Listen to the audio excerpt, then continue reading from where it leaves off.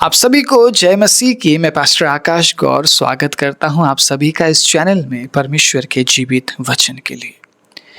परमेश्वर के अजीजों, आज का वचन उन लोगों के लिए है जो आत्मिक जीवन में बढ़ना तो चाहते हैं लेकिन बढ़ नहीं पा रहे हैं। क्योंकि देखिएगा, परमेश्वर आपको बढ़ोतरी की ओर लेके जाना चाह रहा है। प्रभु आपके जीवन में बढ़ोतरी देना चाह रहा है। प्रभु चाह रहा है कि आप आत्मिक जीवन में आगे बढ़े, लेकिन वो कौन सा कारण है जिसकी वजह से हम आत्मिक जीवन में बढ़ नहीं पा रहे हैं, ये समझना बहुत जरूरी है। अगर उस कारण को हम समझ ले तो परमेश्वर के अजीजों, बहुत आसानी से हम आत्मिक जीवन में आगे बढ़ सकते हैं। क्योंकि देखिएगा, जो जीवन हमें दिया गया है ना, जिस शरीर में आप जीवित है, जिस शरीर को लेकर आप जिंदा है, उस शरीर में आप इसीलिए है ताकि आप आत्मा के लिए कार्य करें। और जब आप इस शरीर में हैं और आप आत्मा के लिए कार्य नहीं कर पा रहे हैं तो परमेश्वर के अजीजों, फिर दोबारा मौका नहीं मिलेगा। मैं चाहता हूं जितने भी लोग इस मैसेज को आज सुन रहे हैं, एक छोटा सा नम्र निवेदन रहेगा, वीडियो को सबसे पहले लाइक कीजिए। क्योंकि आपके लाइक करने से यूट्यूब 10 लोगों तक इस वीडियो को पहुंचाता है, नए लोगों तक वचन पहुंचता है। जो लोग परमेश्वर के वचन की भूखे और प्यासे हैं, उन तक प्रभु का वचन पहुंचता है। और दूसरा काम क्या है, इस चैनल को सब्सक्राइब कीजिए और साथ ही साथ एक प्यारा सा कॉमेंट जो मैं लिखने के लिए बोल रहा हूँ वो लिखिएगा, ठीक है, ताकि मुझे ये पता चले कि आप कहीं ना कहीं इस वचन के साथ जुड़े हुए हैं। आपको क्या लिखना है? आपको लिखना है कमेंट में, मुझे आत्मिक जीवन में बढ़ना है, मुझे आत्मिक जीवन में बढ़ना है। इतना सा आपने कमेंट में लिखना है। आप सभी के लिए मैं प्रार्थना भी करूंगा और मुझे ये भी पता चलेगा कि कहीं ना कहीं आप प्रभु के राज्य के लिए आप आगे बढ़ रहे हैं, प्रभु के राज्य में प्रवेश करने के लिए अपने आप को आप तैयार कर रहे हैं।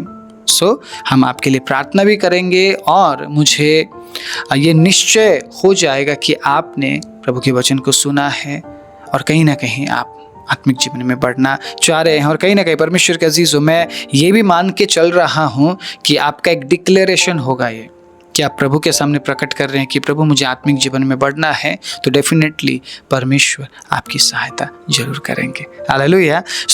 उन लोगों के लिए जो ये चाह रहे हैं कि मैं आत्मिक जीवन में बढ़ूं लेकिन बढ़ नहीं पा रहे हैं, उनके लिए मैं 3 बातें आज बहुत ही जल्दी आपके सामने रखना चाहूँगा। 3 बातें अगर प्रार्थना पूर्वक आपने बड़े ध्यान से आज के इस प्रचार को सुन लिया, आपको आत्मिक जीवन में बढ़ने से कोई भी नहीं रोक सकता। क्योंकि वचन मेरा नहीं है, शब्द मेरे नहीं है। मैं कौन होता हूं कि मैं आपको ये बताऊं कि आपको आत्मिक जीवन में कैसे बढ़ना है। मैं जस्ट रिमाइंड कराना चाहूँगा कि इस आयत में ये लिखा है, उस आयत में ये लिखा है। बस मैं वो बातें आपके सामने लाना चाहता हूँ। है आपके बाइबल में, लेकिन आपने शायद पढ़ा नहीं, आपने शायद गौर नहीं किया।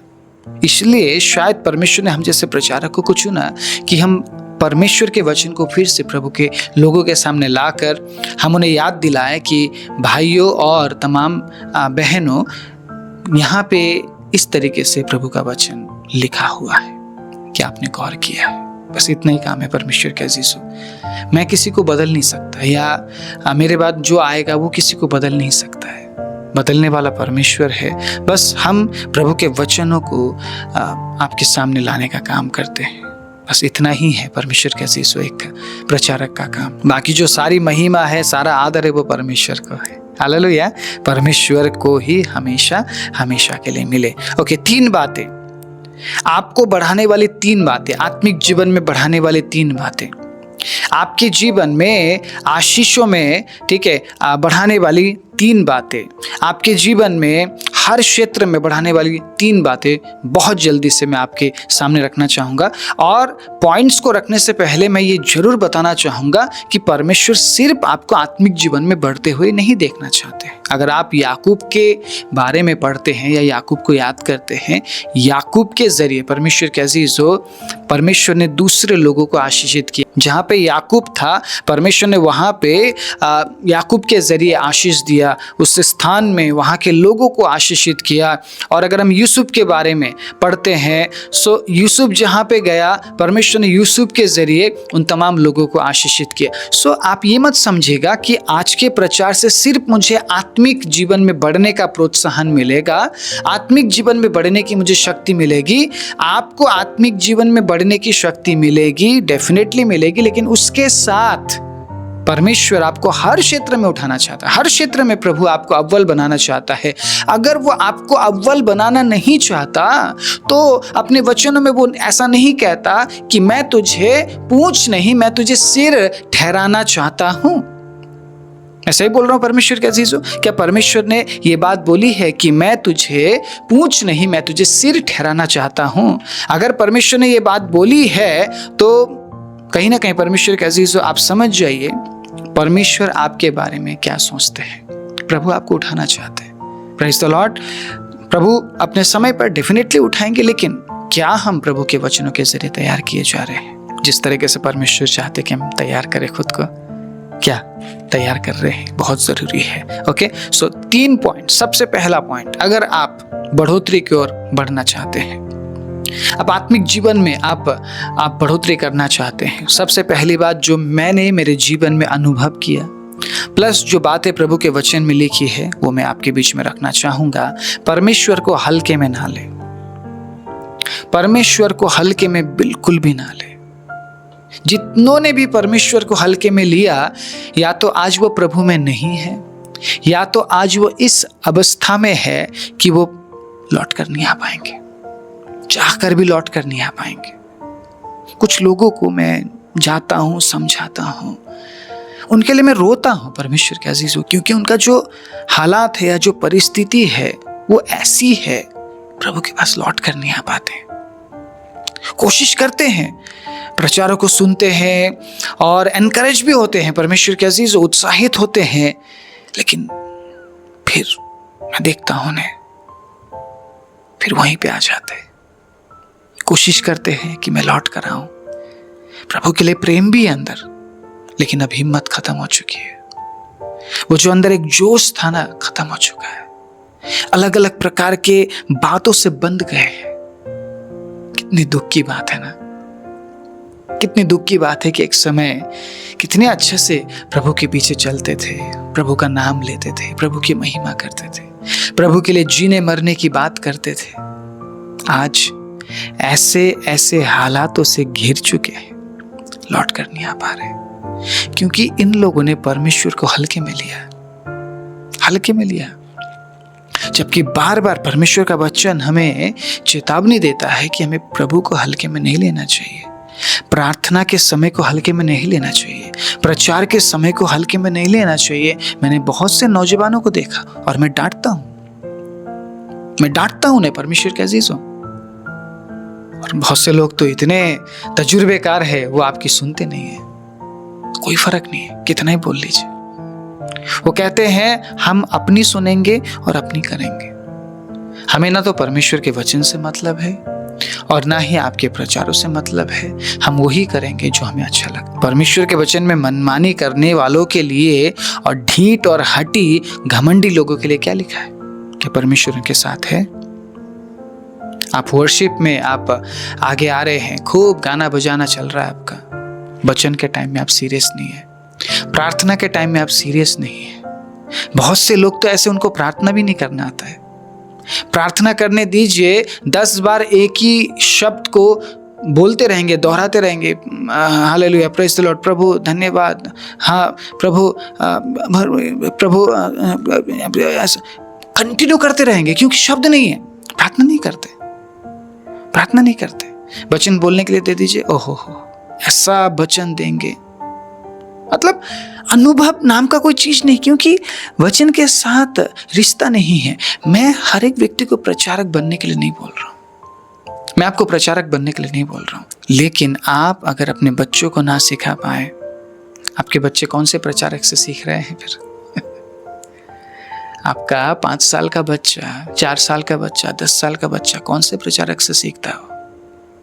क्या प्रचारक की बात उसे समझ आती है? क्या 2 घंटे में परमेश्वर के अजीज हो वो सारी बातें समझ लेता है चर्च के अंदर क्या हो रहा है क्या नहीं? क्या वो आपको नहीं देखना चाहता है? क्या वो आपके जीवन को नहीं देखना चाहता है? आप अगर अपने बच्चों को लेकर ये सोच रहे हैं चलो बड़े हो जाएंगे यार, बड़े होने के बाद देखेंगे, आप उन्हें हल्के में ले रहे हैं। आप उन्हें हल्के में ले रहे हैं। जो समय प्रभु ने दिया है उस समय को आप हल्के में ले रहे हैं। अगले 20 या 25 साल बाद क्या प्रतिफल मिलेगा आपको? आपको क्या प्रतिफल मिलेगा? आप अगर आज परमेश्वर को हल्के में ले रहे हैं, उसकी उपस्थिति को हल्के में ले रहे हैं, आप सिर्फ ये सोच रहे हैं कि मैं सिर्फ गाने के लिए हूँ और मैं सिर्फ बजाने के लिए हूँ या मैं सिर्फ कलीसिया के अंदर थोड़ा हेल्प करने के लिए हूँ, तो आप शायद गलत सोच में हैं। सबसे पहले आप परमेश्वर के वचन के लिए हैं, उसके बाद किसी और चीज के लिए हैं आप। मैं हर एक पासवान को मैं विनती करना चाहूंगा, आप जितने भी वर्शिपर्स हैं उनको रेस्ट दीजिए, वीकली एक बार रेस्ट दीजिए आप। ऐसा ना हो कि वो गाना ही गाते रह जाए, उनका वचन के साथ कोई रिश्ता ही ना हो। मैंने बहुत से कलीसियाओं में ये समस्या मैंने देखा है कि जो आराधना करने वाले होते हैं वो हमेशा वर्शिप में होते हैं, मतलब उन्हें पीछे बैठने का मौका कभी मिलता ही नहीं है। उन्हें भी शायद मन करता होगा कि हम पीछे बैठकर वर्शिप करें, है ना। ऐसा टीम होना चाहिए मेरे हिसाब से, कुछ लोगों का ऐसा टीम होना चाहिए ताकि ना ऐसा उन्हें मौका मिलना चाहिए। अगर एक व्यक्ति गाना गा रहा है तो दूसरे व्यक्ति को बैठकर वर्शिप करने का मौका मिलना चाहिए। उसी जगह में परमेश्वर के अजीजों, जो व्यक्ति बैठकर वर्शिप कर रहा है उसे वर्शिप लीड करने का मौका मिलना चाहिए। अगर ऐसा होता है तो बैलेंस बना रहेगा। अगर परमेश्वर के अजीजों एक व्यक्ति को कंटिन्यूअसली वर्शिप करने दिया जाए तो उसे महत्व पता नहीं चलेगा कि बैठकर वर्शिप कैसे करते हैं। उसे ऐसा लगेगा कि नहीं, मुझे तो स्टेज में ही वर्शिप करना है। और कई बार स्टेज में आंख बंद करके ना फ्री होके आराधना करना आसान नहीं होता है। मैं जानता हूं, मैं इतने सालों से वर्शिप करता हुआ आया हूं, मैं समझता हूं इस दर्द को, इस तकलीफ को। आपको बहुत अलर्ट होना पड़ता है, आपको गाने तैयार रखने पड़ते हैं, आपका माइंड चलते रहना चाहिए कि मुझे अगला कौन सा गाना गाना है। आपको ये पता है कि मुझे इतने सारे लोग देख रहे हैं, मतलब बहुत से लोग तो थोड़ा सा ना शर्म भी महसूस करते हैं कि मैं हाथ उठा लूँ या मैं अच्छे से गाना गा लूँ। या बहुत से लोगों को रोना आता होगा वर्शिप में, तो वो खुल के रो नहीं पाते हैं। मतलब कहीं ना आप वैसे वर्शिप नहीं कर पाते हैं जैसे कि एक व्यक्ति पीछे बैठकर वर्शिप करता है। और मैंने इन तमाम जवानों को देखा है, जितने भी वर्शिप लीडर्स मैंने देखा है, लास्ट में जाकर बैठेंगे। ऐसा नहीं कि उनकी कुर्सी 2nd रो में है या 3rd रो में है कि वचन की ओर ध्यान दें। लास्ट में जाकर बैठेंगे, व्हाट्सएप में चैटिंग करते हैं, फेसबुक में चैटिंग करते हैं। आप उस समय में जब प्रभु की उपस्थिति कलीसिया में उतरती है, उस समय में आप अगर परमेश्वर को हल्के में लेते हैं तो क्या परमेश्वर आपको हल्के में नहीं लेगा? मुझे बताइए। आप एक तरफ बोल रहे हैं कि मुझे प्रभु में बढ़ना है, दूसरी तरफ आप परमेश्वर को बिल्कुल भी आप ध्यान नहीं दे रहे हैं, टाइम नहीं दे रहे हैं। आप परमेश्वर को पूरी तरह से आप हल्के में ले रहे हैं। आप कैसे प्रभु में बढ़ेंगे? आत्मिक बनने का मतलब क्या है? आत्मिक बनने का मतलब क्या है? बिना पवित्र आत्मा के आप आत्मिक बन जाएंगे? आप आत्मिक इसीलिए बन रहे हैं ना क्योंकि प्रभु आत्मा है। हालेलुया।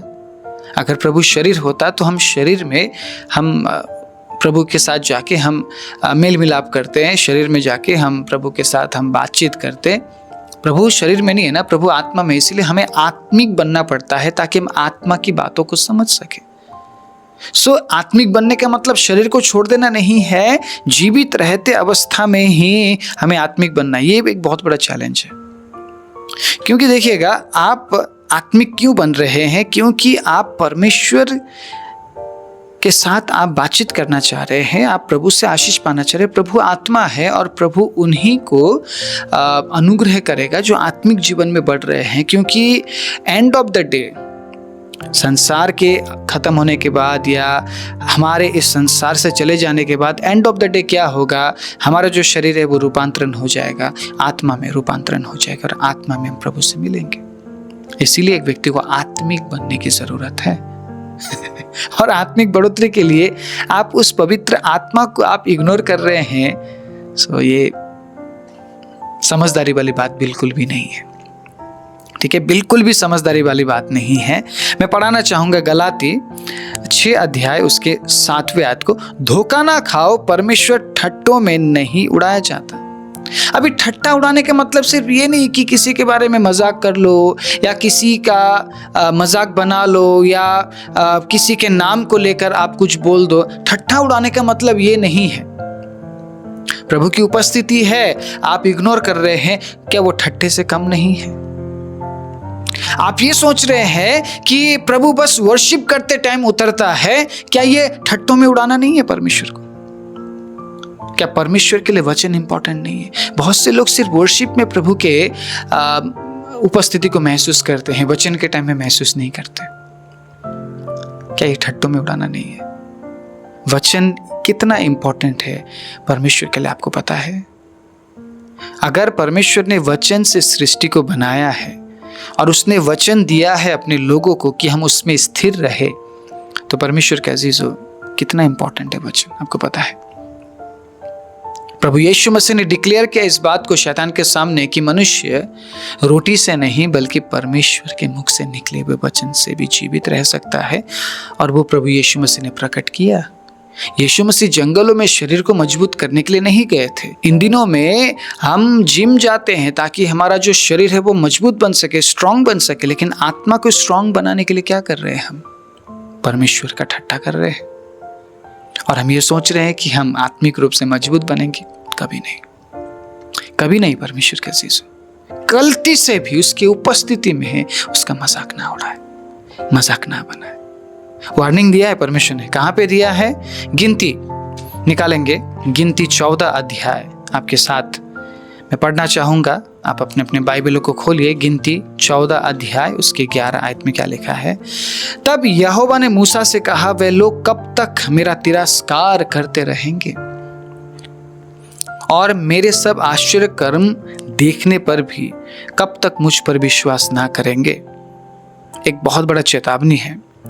मैं उन्हें मरी से मारूंगा और उनके नीच भाग से उन्हें निकाल दूंगा और तुझसे एक जाति उत्पन्न करूंगा जो उनसे बड़ी और बलवंत होगी। हालेलुया। आप समझिए इस बात को कि परमेश्वर वार्निंग दे रहा है कि कब तक ये मेरा तिरस्कार करते रहेंगे। इसका मतलब ठट्ठा उड़ाने का मतलब क्या? तिरस्कार करना भी ठट्ठा करना है परमेश्वर का। तिरस्कार का मतलब कि आप देख रहे हैं कि प्रभु आपके सामने चमत्कार कर रहे हैं, प्रभु की उपस्थिति आपके बीच में, फिर भी आप उस चीज को आप सीरियस होकर आप ले नहीं रहे। आप सीरियस होकर उस बात को समझना नहीं चाह रहे हैं। आप फोन में लगे हुए हैं, आप व्हाट्सएप में लगे हुए हैं, आप फेसबुक में लगे हुए हैं। आप परमेश्वर की उपस्थिति को बिल्कुल भी आप आदर नहीं दे रहे। मैंने काफी बार लोगों को डांटा है इस बात के लिए, काफी बार मैंने लोगों को डांटा है। अब मुझे बिल्कुल भी नहीं पता ये वो समझ नहीं पा रहे हैं या वो जानबूझकर ऐसा कर रहे हैं, लेकिन मैंने काफी बार लोगों को डांटा है। बड़े बड़े लोगों को भी डांटा है, बड़े उम्र वाले लोगों को भी डांटा है, छोटे छोटे बच्चों को भी डांटा है, नौजवानों को भी डांटा है, और मैंने उन्हें समझाया है कि आप परमेश्वर की उपस्थिति को ठट्टों में मत उड़ाओ, परमेश्वर के मौजूदगी का मजाक मत बनाओ। आप अगर यहाँ पे बैठे हो, आप सीरियस होकर बैठो। आप प्रधानमंत्री के सामने जाकर ऐसे बैठोगे आप जैसा आज आप यहाँ पर बैठ रहे हो, लोगों का मुंह बिल्कुल बंद हो जाता है। मिनिस्टर के सामने जाके आप हा हा ही हु कर सकते हैं? आप सीरियस होना पड़ेगा ना आपको। सो आप कहाँ पे है वो बहुत इंपॉर्टेंट है। अगर आप प्रभु की उपस्थिति में हैं, सो आपको पता होना चाहिए जिस परमेश्वर की उपस्थिति में आप है वो झाड़ी को जला सकता है, और वो इस तरीके से जला सकता है कि उसका आग बुझता नहीं, और जिस झाड़ी में आग लगी है वो जल के राख भी नहीं हो रहा है। जो मूसा ने देखा, और मूसा ने उस आवाज को भी सुना, अद्भुत आवाज। आपने शायद आवाज नहीं सुना होगा, आपने उससे शायद देखा नहीं होगा, वो आग जलता हुआ नहीं देखा होगा। इसका मतलब क्या? परमेश्वर नहीं है। जो सीरियस है, मैं फिर से बोल रहा हूं, जो सीरियस है, परमेश्वर उन्हें आत्मिक जीवन में बढ़ाएगा। आप ये नहीं बोल सकते हैं कि चलो एक चमत्कार देख लूंगा उसके बाद मैं प्रभु में बढ़ूंगा। क्या जरूरत है परमेश्वर को कि वो आपको चमत्कार दिखाए कि आप उसमें बढ़े? आपकी इच्छा है बढ़िए, इच्छा नहीं है मत बढ़िए। समझ रहे हैं आप? आपके अंदर इच्छा है प्रभु में बढ़िए, इच्छा नहीं है मत बढ़िए। परमेश्वर चमत्कार नहीं दिखाएगा कि आप प्रभु में बढ़े। अगर आप प्रभु में बढ़ते हैं तो वो चमत्कार दिखाएगा। हालेलुया। ये है चेंजेस, ये डिफरेंस है। आपको बढ़ाने के लिए आत्मिक जीवन में वो चमत्कार नहीं दिखाएगा, लेकिन जब आप आत्मिक जीवन में बढ़ने लगेंगे वो चमत्कार करेगा। हालेलुया। वो चमत्कार करेगा, डेफिनेटली वो चमत्कार करेगा in the mighty name of Jesus. चमत्कार करेगा। वो दिखाएगा कि वो कितना भला है, वो दिखाएगा कि वो आपके साथ है। समझे इस बात को? हल्के में बिल्कुल भी मत लीजिए। छोटा सा प्रेयर मीटिंग है, हल्के में मत लीजिए। आपको नहीं पता आने वाला फ्यूचर आपका क्या होने वाला है। बहुत से लोग छोटे छोटे प्रेयर मीटिंग में आकर आज बहुत बड़ी बड़ी जॉब में पहुंच गए। छोटा सा शुरू किया था। कलीसियाएं छोटी छोटी शुरू की जाती है परमेश्वर के अजीजों। आज जिन कलीसियाओं को आप बहुत बड़े बड़े कलीसियाओं में तब्दील होते हुए देख रहे हैं, छोटा सा एक प्रेयर मीटिंग शुरू किया था।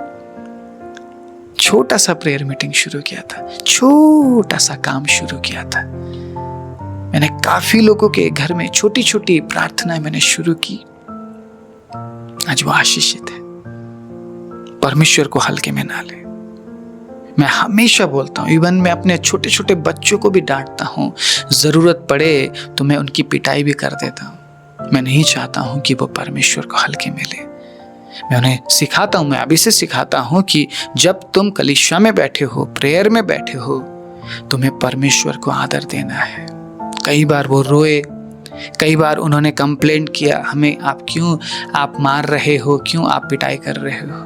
मैंने समझाया तुम परमेश्वर की उपस्थिति को मजाक में नहीं ले सकते हो। सीख रहे हैं बच्चे सीख रहे हैं, और आप प्रभु के बच्चे हैं, परमेश्वर के अजीज हो। प्रभु आपसे नाराज नहीं है, लेकिन प्रभु चाहता है कि आप परमेश्वर को बिल्कुल सीरियस होकर समझें, परमेश्वर की उपस्थिति को सीरियस होकर आप समझें, और प्रभु को आप परमेश्वर के अजीज हो पहला स्थान आप दें। प्रभु चाहता है ऐसा, ठीक है?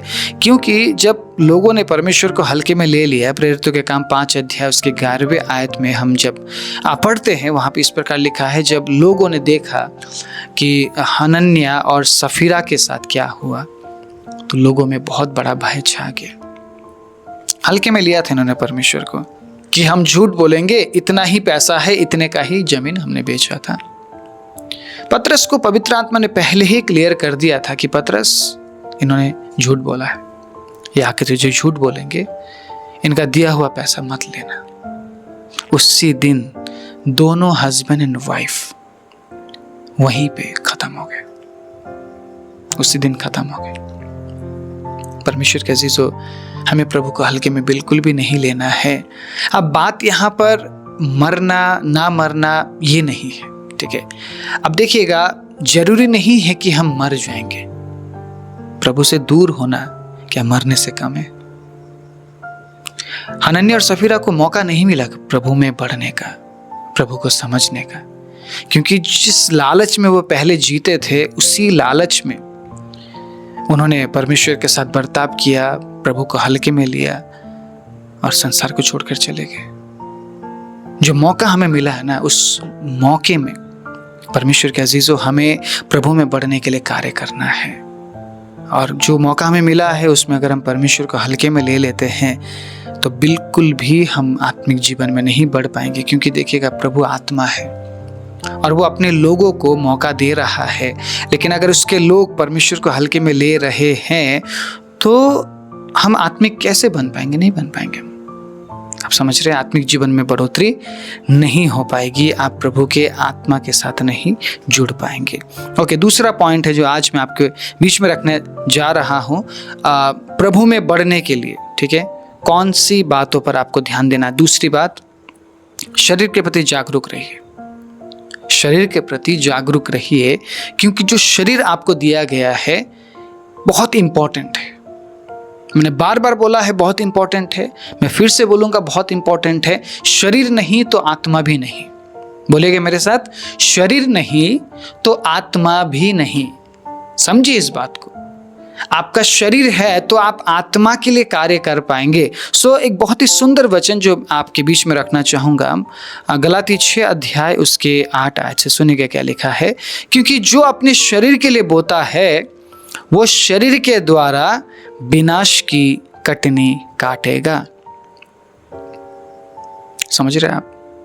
शरीर के प्रति जागरूक रहने का मतलब कहीं आपके शरीर से पाप तो नहीं हो रहा है, कहीं आप इस शरीर को जिंदा रखने के लिए पाप तो नहीं कर रहे हैं, कहीं आप इस शरीर को खुश करने के लिए पाप तो नहीं कर रहे हैं। अगर आप अपने शरीर के प्रति जागरूक रहते हैं तो आप आत्मा के प्रति भी जागरूक रह पाएंगे। क्योंकि अगर आपका शरीर प्रतिदिन परमेश्वर के विरोध में पाप कर रहा है तो परमेश्वर के अजीजों, पूरी तरह से आपका आत्मा मर चुका है। प्रभु को पाने के बाद भी अगर आप हनन्या और सफीरा की तरह चंद रुपये बचाने के लिए झूठ का सहारा ले रहे हैं, शरीर को खुश करने के बारे में सोच रहे हैं, मन को खुश करने के बारे में सोच रहे हैं, शरीर को मजा देने के बारे में सोच रहे हैं, तो सोच लीजिए इस बात को, समझ लीजिए, बढ़ोतरी रुक जाएगी, बढ़ोतरी रुक जाएगी। सबसे पहली बात, प्रभु को हल्के में नहीं लेना। उसके बाद बिल्कुल भी शरीर के अनुसार नहीं चलना है। शरीर के प्रति जागरूक रहिए, कहीं मेरा शरीर परमेश्वर के विरोध में तो नहीं जा रहा है, कहीं मेरा शरीर परमेश्वर के अजीज आत्मा के विरोध में तो काम नहीं कर रहा है। आसान नहीं है लेकिन कठिन भी नहीं है। समझ रहे आप इस बात को?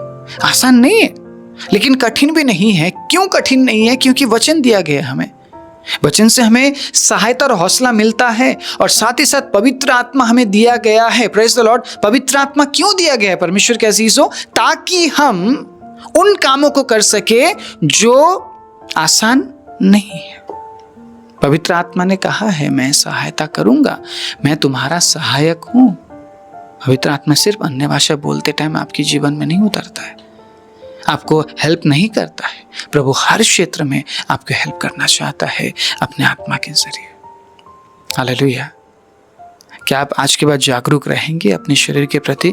क्योंकि रोमी 2 अध्याय 6 और 7 में बहुत ही सुंदर बातें लिखी गई है। मैं आपके बीच में पढ़ना चाहूँगा। ये वचन बहुत इंपॉर्टेंट है, इसलिए मैं इसे पढ़ रहा हूँ, पूरा पढ़ूंगा, ठीक है? रोमी 2 अध्याय 6 और 7, वो हर एक को उसके कामों के अनुसार बदला देगा।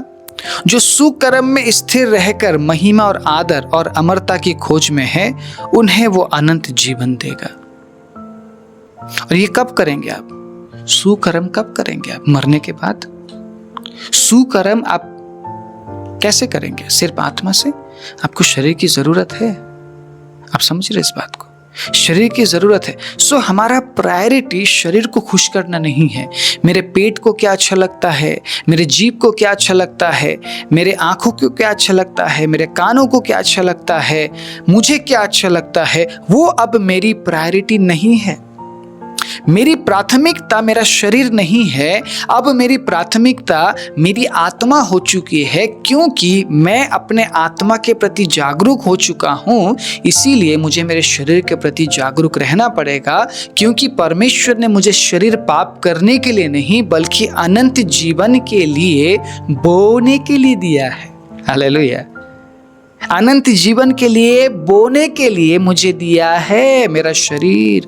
Praise the Lord. शरीर है तो मैं प्रचार कर पाऊंगा, शरीर है तो मैं प्रचार सुन पाऊंगा, शरीर है तो मैं वर्शिप कर पाऊंगा, शरीर है तो मैं किसी को मदद कर पाऊंगा, शरीर है तो मैं प्यार कर पाऊंगा, शरीर है तो मैं माफ कर पाऊंगा।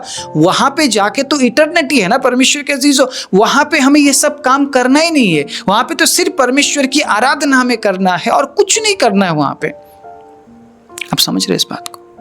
क्योंकि हम वहां पे शरीर में नहीं होंगे। शरीर में होते तो शायद शरीर के नीड्स को पूरा करना पड़ता। इसलिए परमेश्वर ने अपने महिमा से ढका हुआ था आदम और हव्वा को। आप समझ रहे इस बात को? अगेन उसी महिमा में हम लौटने वाले हैं, तो फिर से हमें किसी काम काज की जरूरत नहीं पड़ेगी। बस हम 24 घंटे 7 दिन हम परमेश्वर की आराधना करेंगे। सो उस मुकाम तक पहुंचने के लिए प्रभु ने हमें शरीर में रखा है ताकि हम तैयारी करें। और अगर शरीर में रहते हुए सिर्फ शरीर के लालसाओं को पूरा करने के बारे में सोच रहे हैं तो परमेश्वर के अजीजों, हम परमेश्वर के राज्य में प्रवेश नहीं कर पाएंगे। इसके बारे में लिखा है गलाती 5 अध्याय 19, 20, 21 तक ये सारी बातें में मिलती है। पढ़ लीजिएगा समय निकालकर, आपको पता चलेगा शरीर के काम क्या है। और अगर हम शरीर के कामों को ही प्रायोरिटी देकर, प्राथमिकता देकर सिर्फ शरीर के पीछे लगे रहे, मुझे जिम करना है, मुझे एंटी एजिंग क्रीम लगाना है, मुझे मेरे चेहरे को अच्छा करना है, मुझे मेरे शरीर को अच्छा करना है, मुझे अच्छा कपड़ा पहनना, 2400 घंटे 7 दिन सिर्फ शरीर के बारे में सोच रहे, तो परमेश्वर के अजीज आत्मा के बारे में आप कब सोचेंगे? अपने बॉडी को प्राथमिकता ना देना, बॉडी के प्रति जागरूक रहना, कहीं मेरे शरीर से पाप तो नहीं हो रहा, क्योंकि आप अपने शरीर से पाप करते हैं आपका आत्मा कमजोर होता जाता है। समझ रहे आप? परमेश्वर को हल्के में नहीं लेना, सबसे पहला पॉइंट। दूसरा पॉइंट है शरीर के प्रति जागरूक रहना। तीसरा पॉइंट है आत्मा के लिए बोना, कि बहुत ही इंपॉर्टेंट है। ठीक है, अब मैं आपके बीच में रखूंगा गलाती 6 अध्याय उसके 8वें आयत को, लेकिन आत्मा के बारे में जहाँ पे लिखा उस लाइन को मैं पढ़ूंगा, लाइक लास्ट और उसके ऊपर लास्ट सेकंड लाइन में पढ़ूंगा। और जो आत्मा के लिए बोता है वो आत्मा के द्वारा अनंत जीवन की कटनी काटेगा। अब मेन पॉइंट, मेन मुद्दे पर हम आ पहुंचे हैं, बढ़ोतरी के बारे में।